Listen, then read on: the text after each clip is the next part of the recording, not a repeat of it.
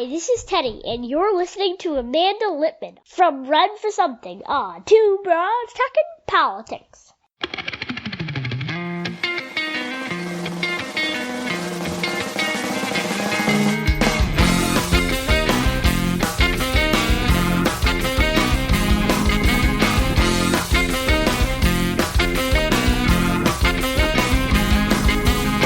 Are you listening? Hey everyone, this is Kelly with Two Broads Talking Politics, part of the Demcast family of podcasts. And I am on today with one of my favorite Northwestern graduates, which is saying a lot because I know a lot of Northwestern graduates, Amanda Litman. Hi, Amanda.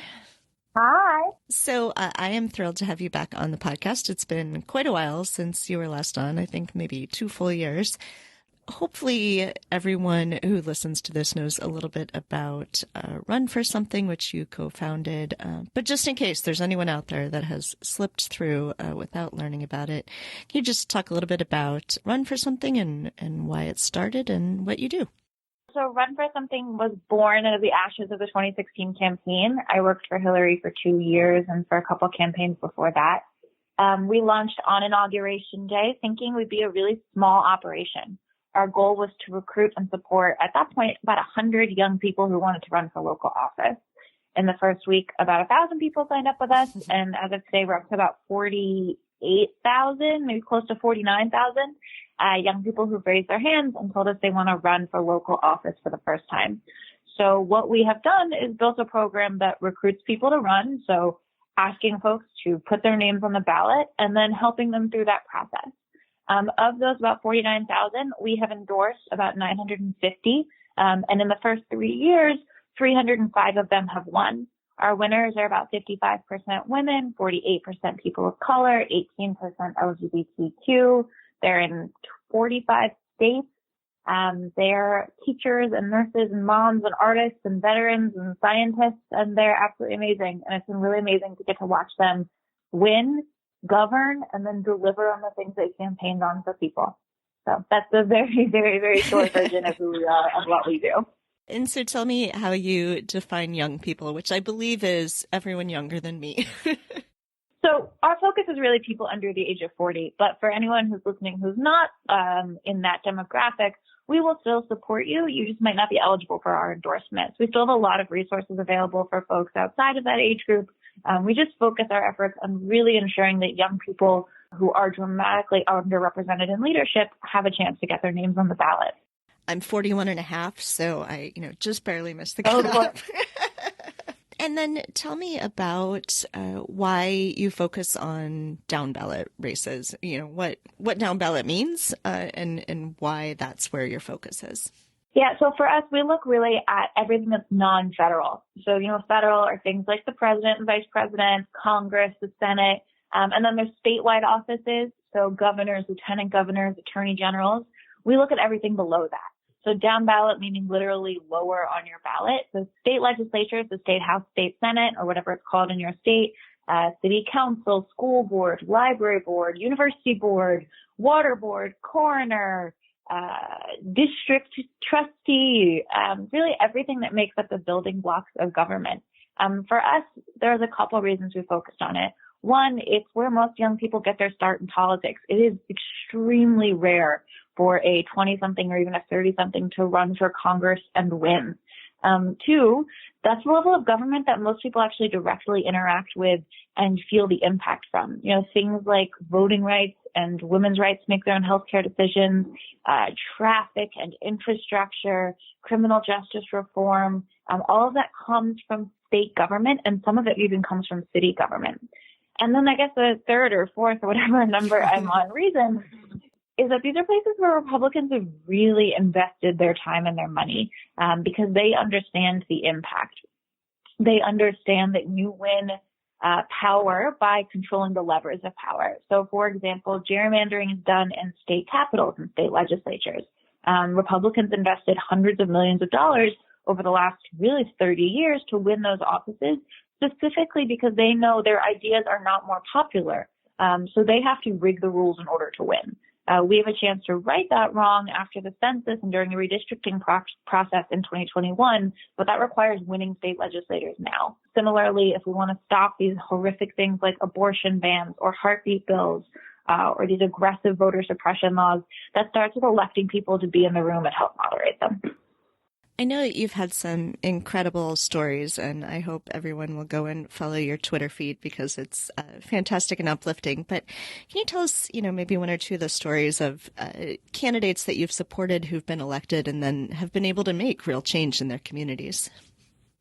So in 2017, in probably a month or so after we launched, we started working with a young woman named Jennifer Carol Foy. She's an African-American woman. She's a former foster mom. She's a judge. She graduated from the Virginia Military Institute, and she was running in a tough primary for the Virginia House of Delegates.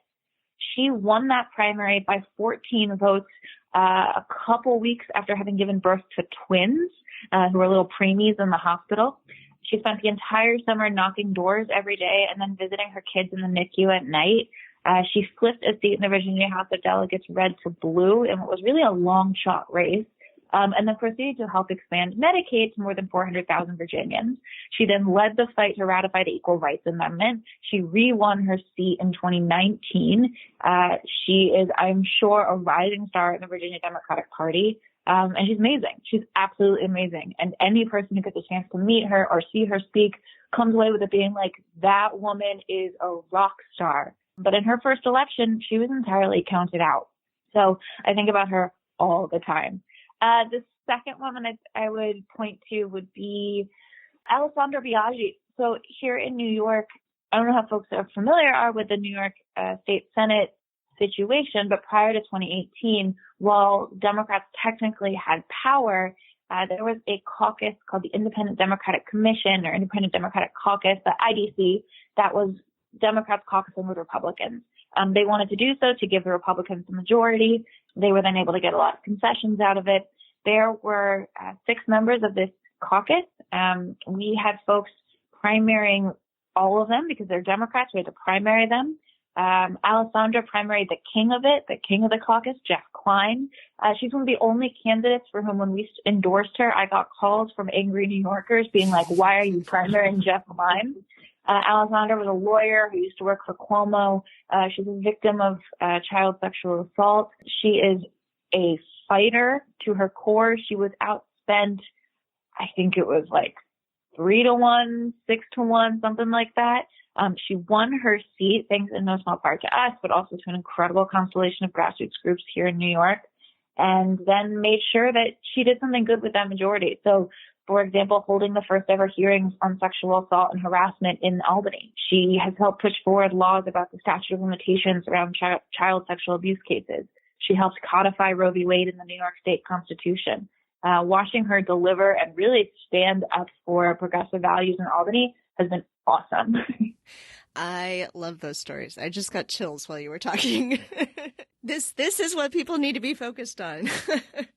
It's really uplifting. It's fun because you get to see wins. You focus on congressional races or the White House, and it's slow, and it's supposed to be slow, and you don't get a lot of victories because Mitch McConnell is garbage.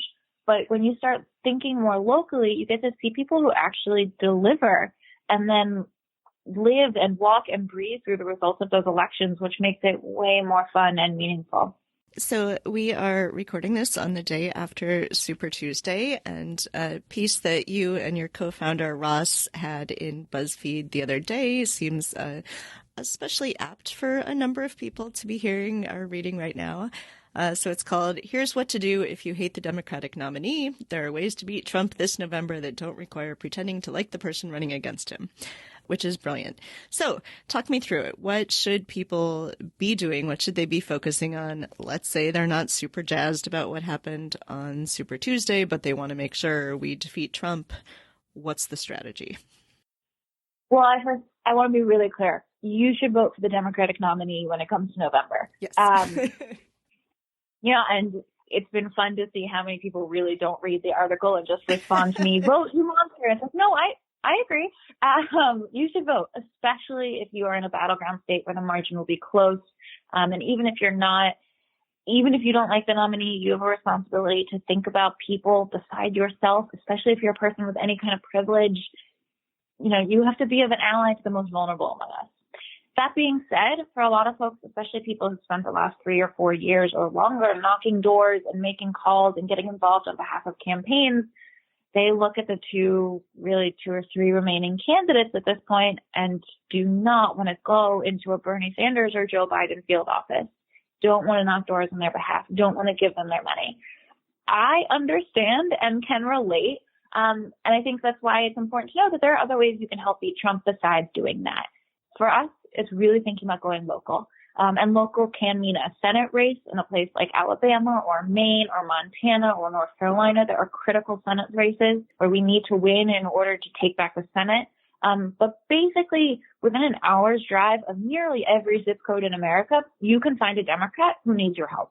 You can turn your money towards them. You know, what we would suggest is take the money you would set aside to help beat Trump if you're the kind of planner like I am, or however you decide to go about your financial planning. Give half of it to a local candidate. Give the other half to an organization that's going to be around for a while. There will be elections after this year, and groups that do that work, I suggest run for something, but really any organization that does long-term organizing with communities of color or young people needs your money and needs it for the long haul. So split it 50-50, give half to a local candidate and half to a group like that. With your time, go knock doors on behalf of a local candidate. It will mean more. The doors you knock for a city council or school board candidate will still help the Democratic nominee, but you're going to be advocating for someone that most people don't even know is on the ballot. And without your door knocking, they're not going to complete their ballot. You know, down-ballot drop-off is a really big problem. Like upwards of 40% of people don't finish their ballot. They don't vote the whole ticket. So your door knocking will help make a difference. And with your attention, like, focus in on local news. Focus in on the candidates in your area. Share them, advocate for them, retweet them, follow them, share the stories about them. It is even more important that we win these local elections, especially in a year like 2020, no matter what happens with the White House. You know, if the Democrat wins, great. They're going to need partners in governing. They're not going to be able to get things done unless they have advocates working alongside them in cities and states. And if Trump wins again, God forbid, could go outside a few times and spit, we're going to need the first line of defense. And that's going to be cities and states who are fighting back against him. So you don't worry. Your work on behalf of a local candidate, or even in your state, if there's a ballot referendum that gets you excited or an issue, that still helps beat Trump because it still helps turn out Democratic voters. And in fact, it might be even more effective at turning out Democratic voters. And this is the thing I find the most interesting, especially depending on who the nominee is what we have heard anecdotally and quantitatively is that especially among communities of color and young communities of color, they look at national politics and say, those people don't care about me. They don't listen to me. They don't deliver for me. Why should I show up for them? But local politics and local elections, and especially local candidates who show up and engage with these communities in a meaningful way, can be the quote unquote like gateway drug into politics for these communities. So you might be able to reach an unaffected or disinterested voter who the presidential nominee is just never going to be able to work with. Yeah, I think that's so important. And I really hope that people take that advice to heart. You know, I think it's easy to get disillusioned by the top of the ticket and go, oh, I'm going to go vote, but I won't go out and knock doors. And there's so much you can do at the local level. There's so much. And you're going to get to know the candidate, which is way more fun. It is like a much more personal and intimate experience. And when you win, depending on how close you are to where you live, you will be able to actually feel the impact of that work. So it'll be worth it. I promise. I want to ask about Texas as well. So, we saw super long lines in Texas yesterday. We know that Texas has historically had very low voter turnout. They have a lot of voter suppression. And I know a lot of Texans are really excited this year about the possibility of flipping the state legislature. So talk to me some about what that could look like and what Run for Something's role is in that. So Texas has been on our radar for years.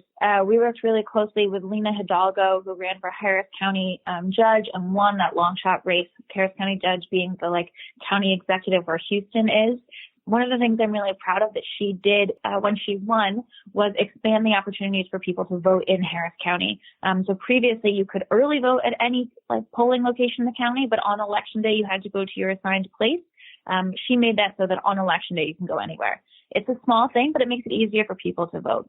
That's the kind of thing that eases the pathway to turning Texas blue on the presidential scale. So as you talk about the Texas State House, the pathway to turning Texas blue starts and ends with the Texas State Capitol.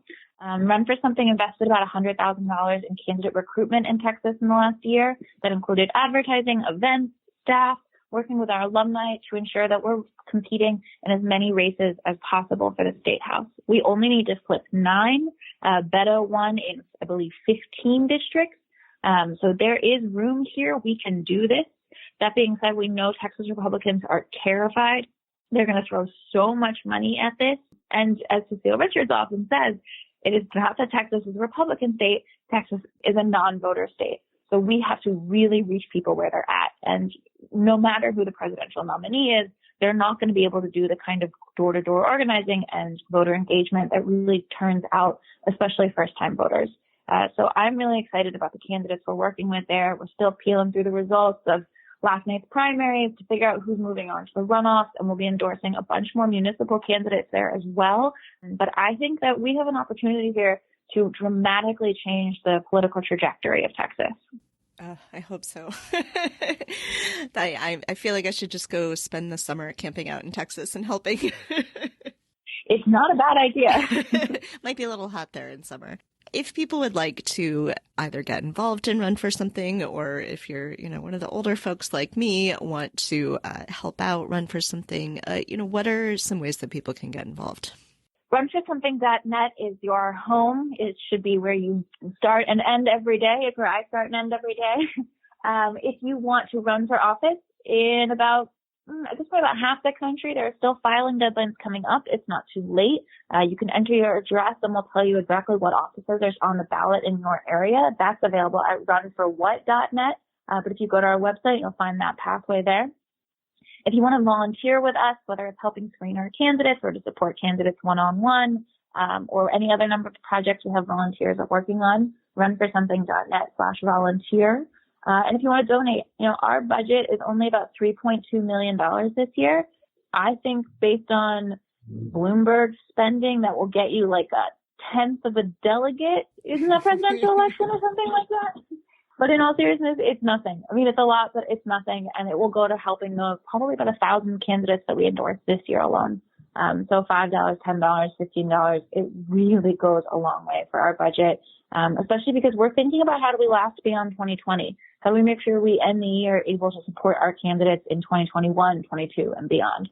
So whatever you're able to do, whether it's with your time, your money, or your sacrifice to run for office, we really do appreciate it. And you like having fundraising parties. I love having fundraising parties. So if you're listening and you're like, I'm so fired up, I want to do more, or I want to really jump in full feet, with both feet, we travel to the country to do fundraising events. Those can be events that raise $5,000 or $15,000 or $50,000. They can also be events that raise nothing but get 25 people in the room to hear our story. So if you're interested in that, just send us an email, hello@runforsomething.net, and we'll get you on the calendar. We are bouncing all across the country over the next 6 months to both support candidates. Of course, our political staff is doing that intensely, but my time is really spent making sure we can support the staff working with candidates. So if you want to help us raise money and you want to meet some of our candidates in person, we definitely bring our alumni to these fundraising events so that they get a chance to win some support. Just send us an email. I would love to come to whatever city you're in. So please do. Excellent. Is there anything else that you'd like to make sure we talk about today? I'm really, yesterday made me sad, but I'm still really hopeful. Just yesterday, fun fact, we elected the first Muslim woman elected official in the state of North Carolina. Isn't that cool? Wonderful. It's so cool. Wonderful. So, it's a bummer and it's sad and it can be disenchanting, but also there is good. So. Yep. I agree. And I'm always a look for what you can do next kind of person. So I hope that everyone will take your advice to heart and look for what they can do with Run for Something, and we'll help flip things all down the ballot. Good. I'm excited. All right. Thanks, Amanda. Thank you. Thank you for listening to Two Broads Talking Politics, part of the Dimcast Podcast Network. Our theme song is called Are You Listening? Off of the album Elephant Shaped Trees by the band Immunuri, and we're using it with permission of the band. Our logo and other original artwork is by Matthew Weflin and was created for use by this podcast. You can contact us at twobroadstalkingpolitics@gmail.com or on Twitter or Facebook at Two Broads Talk. You can find all of our episodes at twobroadstalkingpolitics.com or anywhere podcasts are found.